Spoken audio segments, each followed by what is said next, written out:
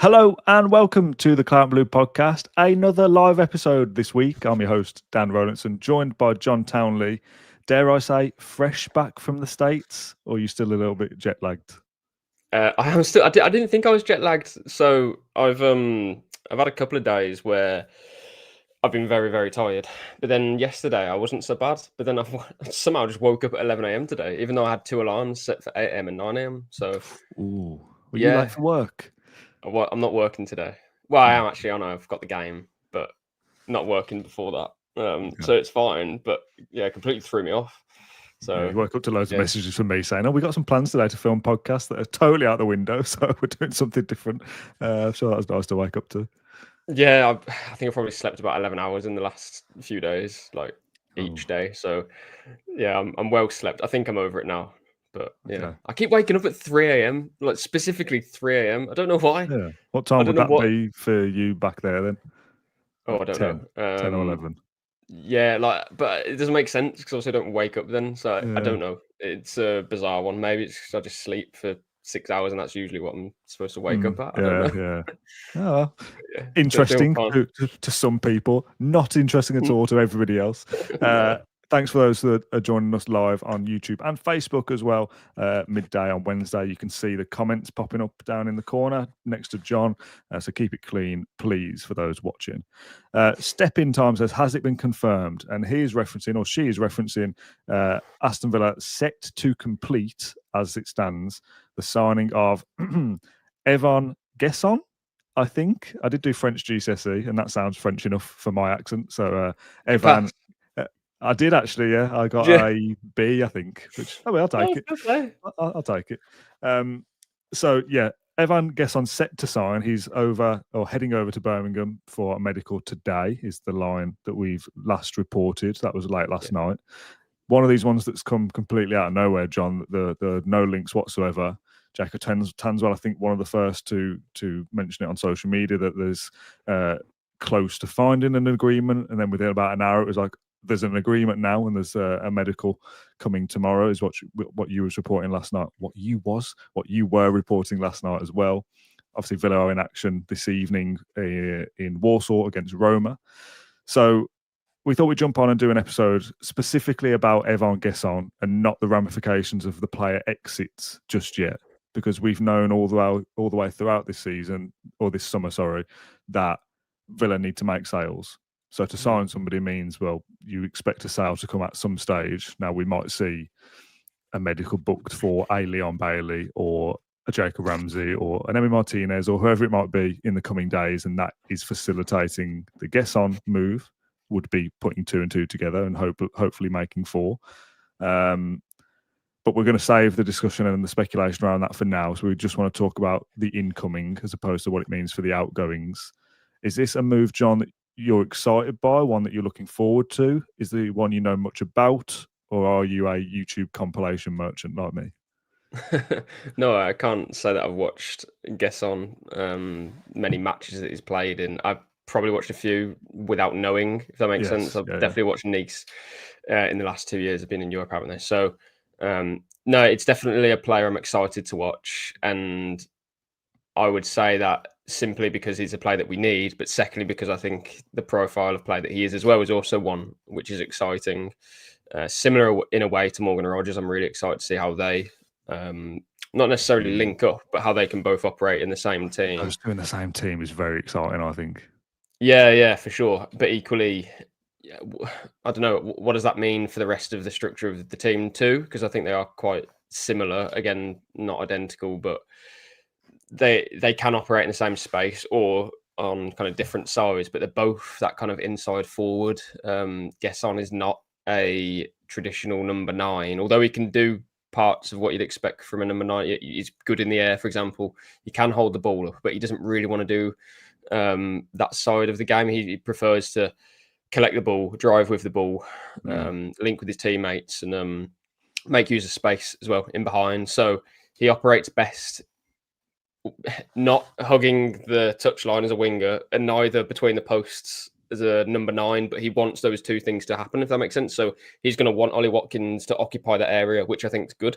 And he also wants an overlapping fullback, which I think is good because we have those two things in the team already, don't we? So stylistically, I think it's a really good fit. So that's one kind of box ticked. And then the other side of my excitement is just the player himself. He looks very skillful, clearly very good at carrying the ball.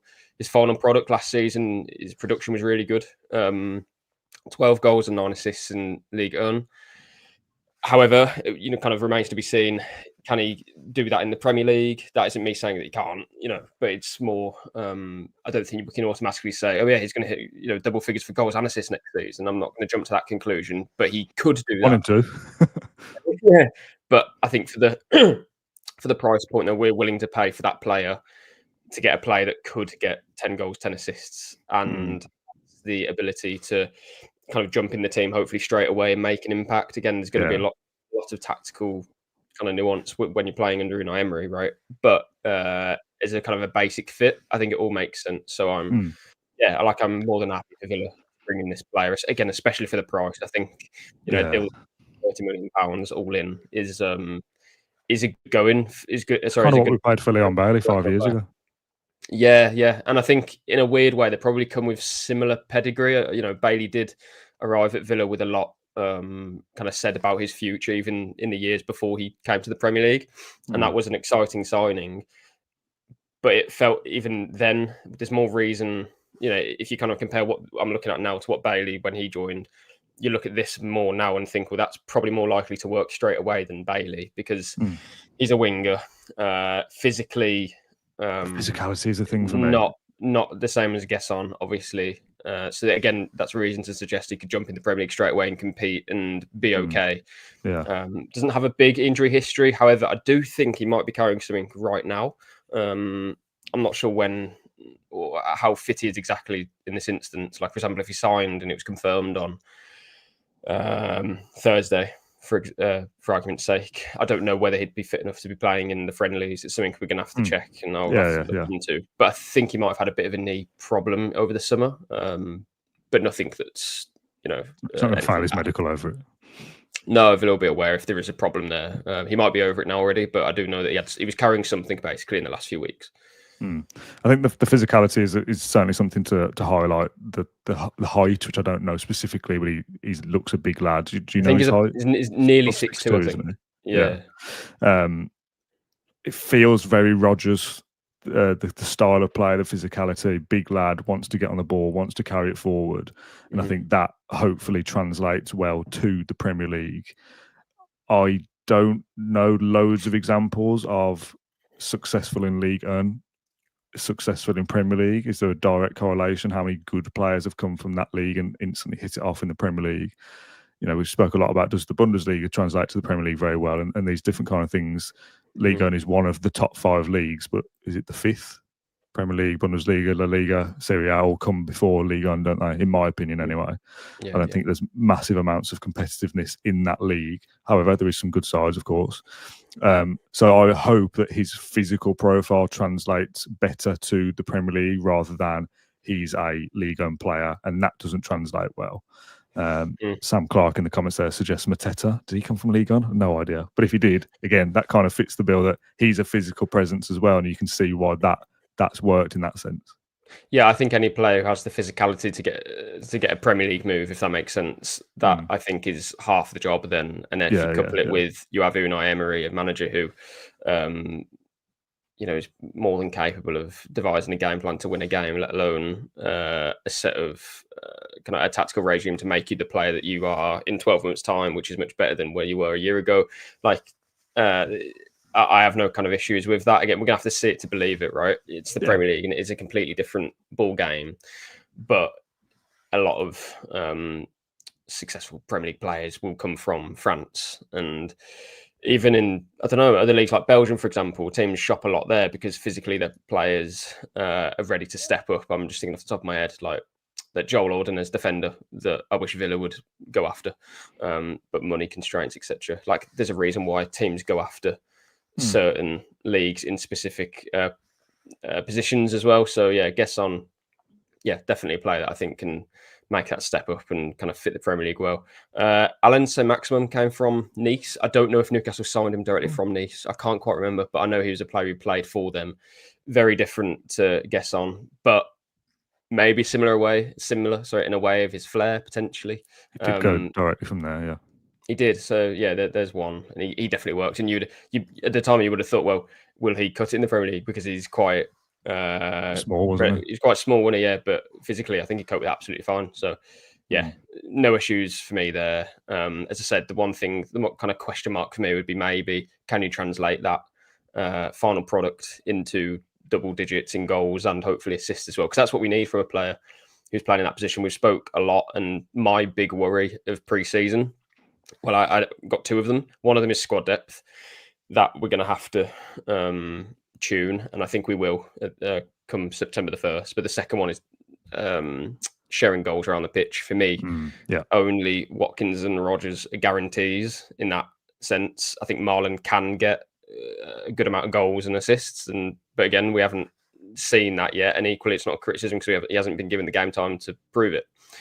But Guessand is another player where you fit in the kind of Marlon category for me of, well, he can definitely do it. Let's hope he does. Yeah. And in that as well, you've got a Yuri Tielemans, who was the only player apart from Rodgers and Watkins to get 10 plus goals last season. He got 10, goals and assists. He got 10 of them, Tielemans. You need McGinn to be chipping in. You need Ramsey, if he stays, to be chipping in much more than last season. McGinn too. You need goals shared across the pitch. So I think it's really important that we brought in another attacker. I think we probably need one more, whether it's a creative player like we had in Asensio. Yeah, I do. Yeah, I think if you quickly go through the team, that's dependent on exits as well, though, isn't it? So let's just, we said we weren't going to touch on this too much, but if Guessand comes in to replace Bailey and another creative player comes in, that's to replace Buendia, isn't it? You'd think. Yeah. So if you're going to go left from right, I guess you've got, who do we have? Ramsey and Rodgers on the left. Should we just couple them? So that's slash one McGinn, step. yeah. And but then in the middle, you've got McGinn and you've got Rodgers as well, I suppose. I think Guessand will be the middle as well. Yeah, but I think it's there's already a bit of overlap, though, isn't there? Do you know what I mean? But I think that's a good thing, though. No, it's a good thing. But if you have Ramsey, so if you want 2 players per position, you need 6 across that 3, right? And you've got Ramsey, Guessand, Rodgers, McGinn, and Marlon. Have I missed one out? At the moment, Buendia. So that would be your 6. And at the moment, you've got Buendia and Bailey too. Yeah. But Buendia and Bailey, are they good enough? No. Those are the brutal comments we have to questions that we have to answer. If Unai thinks that they're good enough, then okay, we'll have to go with that. But in my opinion, we haven't seen enough from them to next season think that they've got enough to, because they will be playing games. So I do think we probably need one more. And maybe you can kind of throw Tielemans into that argument as well, possibly, if you need to kind of save cost. And then, because we obviously do need to buy elsewhere as well. So yeah, it's kind of food for thought, really. But that's how important it was, because if you didn't bring in that player, we would be really thin, I think. Yeah, I think if you're saying you want 2 players for those 3 positions, so that's 6, and you've got 6 bodies, I think it's a good thing for Emery, and it's a good thing tactically that pretty much any of those 6 could play in any of those 3 positions. Not everybody, but I think Guessand plays 10 and on the right. Rodgers plays pretty much all 3, really. I prefer him 10 or left, but could play right because we've seen him do that before. Not as successfully as we'd like, but Emery's put him there. Marlon could play off the right and up front. Ramsey plays off the left, probably just the left, to be honest. And McGinn can do left or right, I suppose. If you chuck one more in there that can probably do centre left as well, you've then got enough bases covered. Not necessarily from a kind of tactical, a profile aspect of the physical capability on the pitch, but he's Guessand Rashford. He can kind of cover 2 positions. He's a wide forward and he's a centre forward, depending on which way the wind blows. Yeah, well, Emery always said about Rashford, he's not a winger and he's not a striker. That's exactly what Guessand is, unless Emery has a specific plan for him. The only other thing I'd mention about Guessand, because I'm not going to just kind of say this is an amazing signing and it's fantastic. The only other kind of, not issue that I have with it, is that I feel like a lot of our players want to move inwards, and we don't have that player like Bailey, the profile of Bailey I really do like, because he hugs the touchline and it creates space for that player to make that movement inside. I know we can have overlapping fullbacks, but I just feel like that middle of the pitch, what does Ramsey want to do? He wants to come inside. What does Guessand want to do? He wants to come inside. What does Rodgers want to do? Everyone's trying to move into that middle part of the pitch. Watkins is already there. I don't know. I like to have width still, and I don't think we have. Who's our winger in this team? Put it that way. If you don't have Bailey, how many wingers do we have? We don't really have one, do we? I don't think we have an out-and-out winger. Like you say, Marlon wants to cut into that kind of half space between the right back and the centre half and pushing towards the box. Rodgers wants to float. Ramsey wants to float. So maybe that's the team we're building. Emery doesn't want to play a winger. He wants Maatsen and Cash or whoever to be the width. It just feels like a lot of there's a lot of pressure on your fullback to essentially play as that winger. And again, do we have that specifically? That's another kind of question. But in terms of what we're building in the squad, it's very specific. Like again, if we're not signing that winger, there's a reason, as you said, there's a reason why. Maybe we do play it as you have your wing backs, and we have the three at the back where Kamara slots into the back three, as we've seen in pre-season. Bogard can do it too. So, it makes sense. It's just that it's very it's also very predictable though. Yeah. Every team knows exactly what we're going to do. So I'm not saying that Marlon can't hug the touchline, but he's automatically going to come inside as soon as we have possession because he wants to get between the posts eventually. So, yeah, I still think it's going to be an interesting few weeks in terms of how we build that squad, how we go about it. And as we also mentioned, Bailey and Buendia, they have a future at Villa. I would not have predicted that, let's say that, at the end of last season. I think both of them, I'd have said, would go. But I still think they will. Yeah. By the end of the window. Yeah. But then you look at it and think, well, do you want to bring in that winger and have another attacker, or do you need that right-sided defender? Are we going to complete that or play Bogard? So, yeah, there's a lot of questions, but definitely just to kind of finish on with Guessand just quickly, certainly a player who I'm excited to see and that we definitely need as well. Yeah, there's a lot of unknowns at this point, and we're pretty much just Guessand, aren't we? You are. PSK says you missed Redmond, although there's no confirmation he'll be in the first team squad yet. And pretty much every episode we've done since Redmond signed is that, where is he? Why isn't he in the States? What's going on with him? I don't expect him to be in the first team picture, do you? No, first he's had a bit of an injury, and then secondly, I don't think he was ever signed to be in the first team. He played a handful of games for Feyenoord in the Eredivisie last season. I don't think that equates to a player who's ready to play in the Premier League myself, especially as he hasn't even featured in pre-season. Is that one of those signings that's an under-21 signing, or he's? I just thought I would definitely think it's a player who we would loan out. I mean, we've already seen Ozcan loaned out, and you can buy him as well, Anderlecht. I don't know what situation with Redmond will be in terms of, are we happy to permanently sell him after this? But put it this way, we signed him on a free, didn't we? So there's either way, there's a profit there. So yeah, I don't know what the future of Redmond will look like. A couple of comments. Gaming and Stuff says, I imagine he'll play off the right and cover for both Rodgers and Watkins. No coincidence that Bailey rumours started last night as well. Was that Besiktas? Besiktas interested in Bailey last night? Yeah, well, he has a few clubs interested in Bailey, but Besiktas are going to pay what Villa would want for Bailey. That would surely be out of their reach. The same goes for Fenerbahce. The same goes for all these other clubs. So I'm a bit worried that we're either going to have to sell him for a low fee, or it would be a loan with an option. But then even then again, the option would have to be low. So it's an odd one. If I was probably get away with a slightly lower option if it's another year down on his contract, isn't it?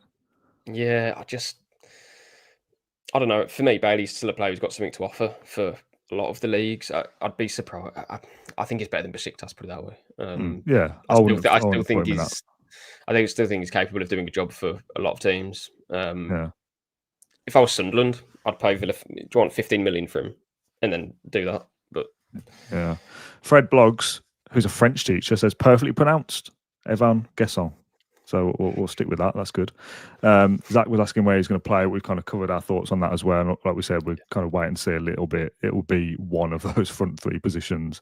And in a pinch, if Watkins was injured, I think Guessand and Arlen would take it in turns effectively to be striker options in a pinch. Kelvin says, player of the season for a team that finished fourth with great goals and assists last season. What's not to like? Now, just quickly, and people asking about Dean's new deal as well. We'll touch on that in a sec, although we're trying to keep this as focused as we can. He was linked, Guessand, with Palace and Wolves this summer, and it seemed that it was going to be one of those two. Now, I don't mean you or anyone listening to take this in the wrong way, but are we kind of moving in a different market here than we maybe expected to, given lack of Champions League qualification. That, do you know what I mean? I don't want this to be like, oh, we've signed a No, I player that's get you. only good enough for Wolves or Palace, but like, he's not been linked with Newcastle, Spurs, Man United, which is where we want to be competing. He's been linked with the clubs kind of beneath that and beneath us to an extent. However, that's not to say that he's not going to be good. It's just it's a different market, that he's a 25 to 30 million pound player as opposed to a 40 to 50. However, I do think, again, from clips I've seen, there is something a little bit raw in there, something that's exciting and can be moulded into something. To answer that first, and I'll come back to another point about his physical profile in a second, but it does feel in a different market, doesn't it, I think? Yeah, this was essentially Wolves' dream signing at the start of the window. It didn't come off for them. Like, he'd be the best player for Wolves or Palace, but he'd just be like another cog in the system for us. Like a respectful. Yeah, and I think, but exactly, I get what you're saying, but I would also add that the best player for Wolves, the best player for I don't know if he would be Palace's best player, but I see what you say. Those players are good enough to play for Champions League teams these days, because true, yes, like Eze, for example, finishing 12th in the Premier League, and Fulham's probably got the best left back in the Premier League, maybe, and he's still there, a team who finished mid-table. So the quality in the Premier League's a joke now. So you can pick off most players in other teams, apart from the relegated sides, and say, yeah, they've got a chance to play for Villa for sure and make an impact. So yeah, that doesn't like worry me or anything like that either. I think for the price point that we're looking at and that we have to look at, this is probably one of the best options that we could have. And if you add the added layer of this is how Villa play, here's what Guessand offers, it fits well. And again, for the price, that fits well. So I think there's very few reasons to suggest this isn't a good move. I think it's solid for a number of reasons. We're going to have to see how it works on the pitch, literally, like tactically. What does this look like? But again, considering we already have this similar profile in the team, I think it's always useful as well to how do I best describe this? Kind of protect yourselves as well. For example, when we let go of Duran, we had someone like Rashford, different player, but someone to come in and replace him, and that worked. We had Tielemans for Louise. Like, you've always got to protect yourself in that way. So if we already have a player in the team who can, do something that someone else can, shall I put it that way, that in a year or 2 years they have to leave for big money, then okay, we've already got this player who can do that. You're not kind of looking back and thinking, oh, we're now going to have to sell this player for this amount and then bring in a player who's worth... like so Rodgers left next season for 100 million. Guesson is your new number 10 that carries the ball forward and is a big... That's where I was going without saying that. You're just too scared to say it. No, but don't want to kind of make that into a negative thing, but I think it's a positive that you're allowed to do that, though, because we're not in a situation where if Guessand works and he plays well, that we're thinking, oh, blimey, like we've lost a big chunk of our team here and we have nothing to replace them with. So if that has to happen in the next few years, we'll see. But we've protected ourselves, so it's okay. So yeah, I'm happy to have him in the team for sure. Yeah. The one thing I wanted to pick up on his physical game, and I'm going to do a separate episode with a kind of tactical expert. I'm recording that later tonight and it'll be out probably tomorrow. So we'll talk about strengths and weaknesses and those kind of things.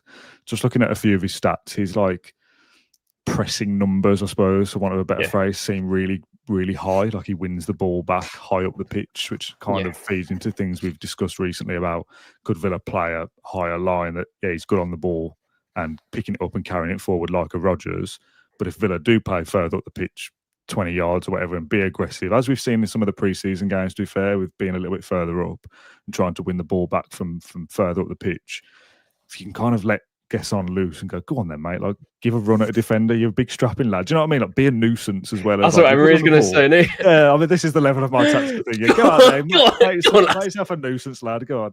But if you're a defender who's on the ball, and maybe, I mean, a lot of players now are comfortable on the ball more so than they were even a decade ago.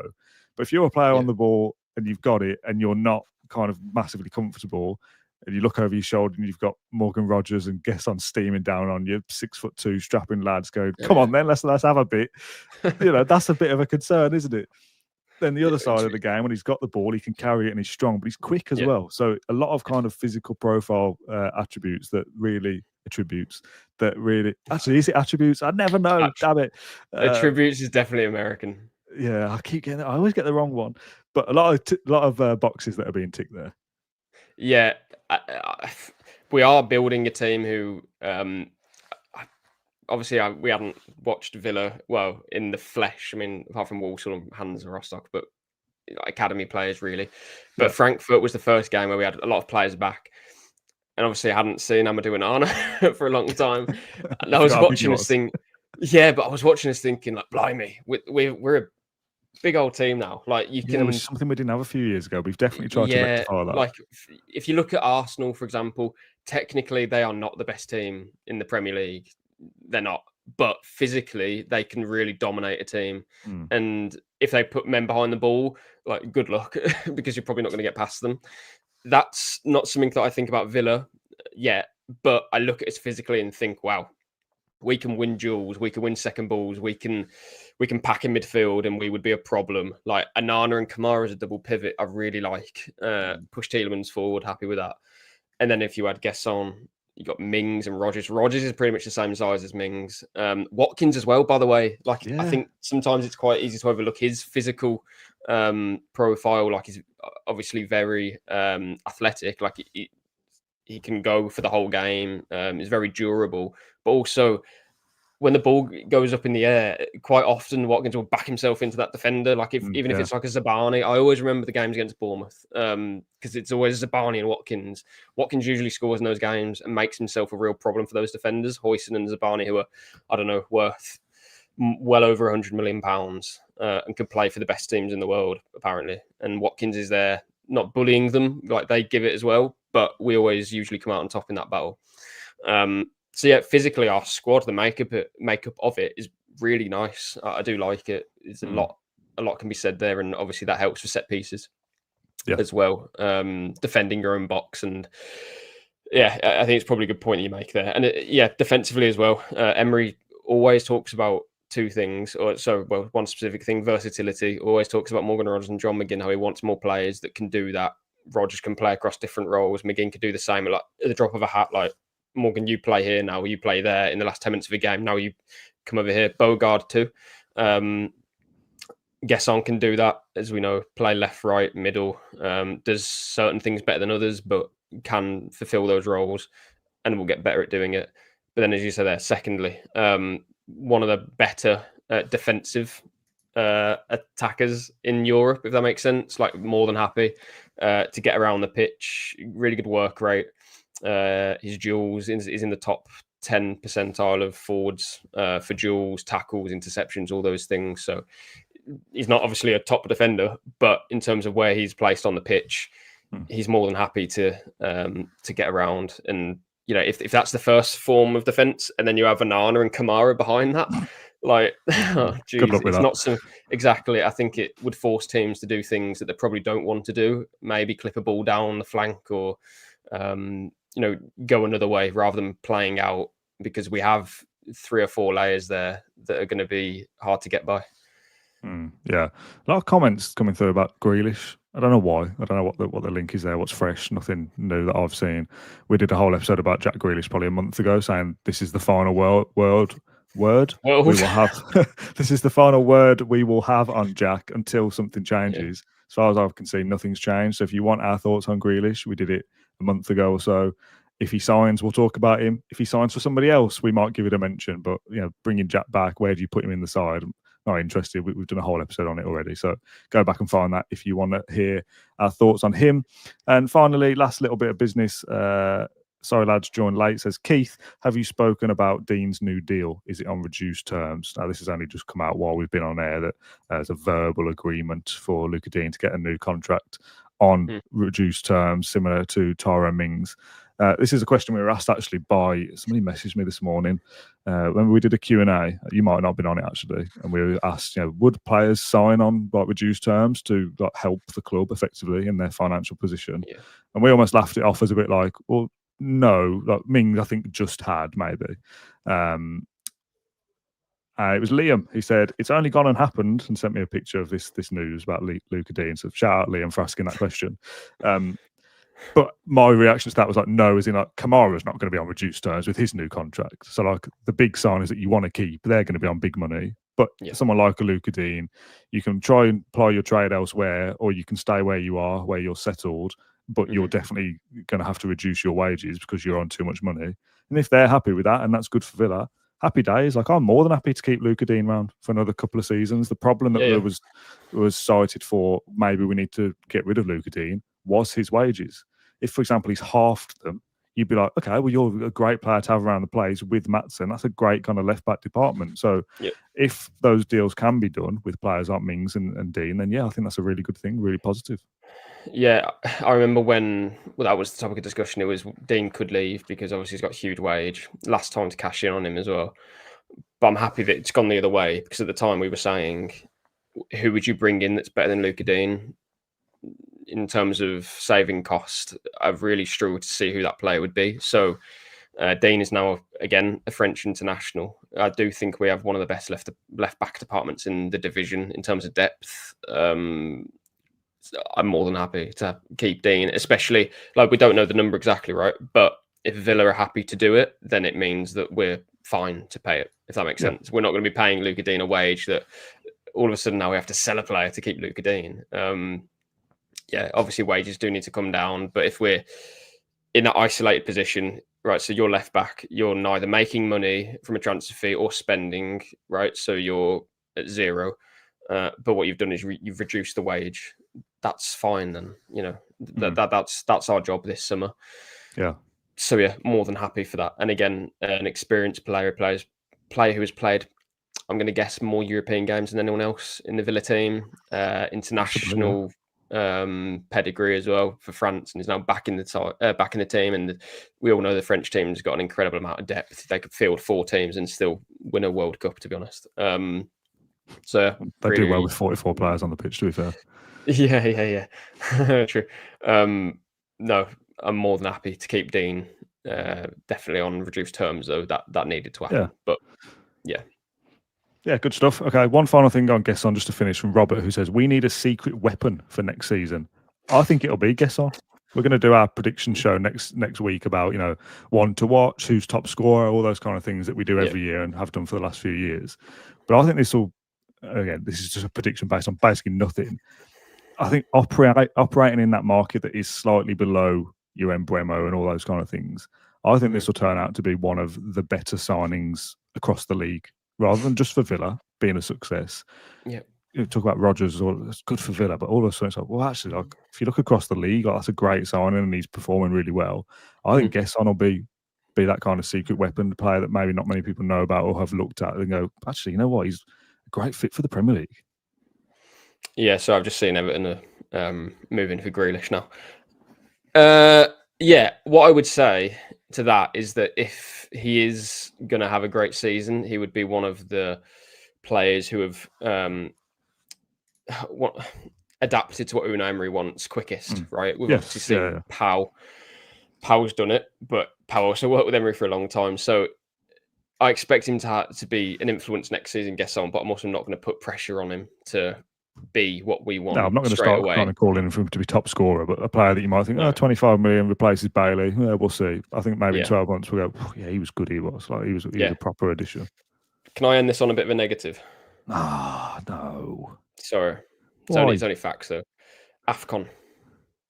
Okay. So AFCON runs from, I think it's the 20th or 21st of December, and it will last until around, I don't know, mid-January, end of January, but that's if Ivory Coast go far.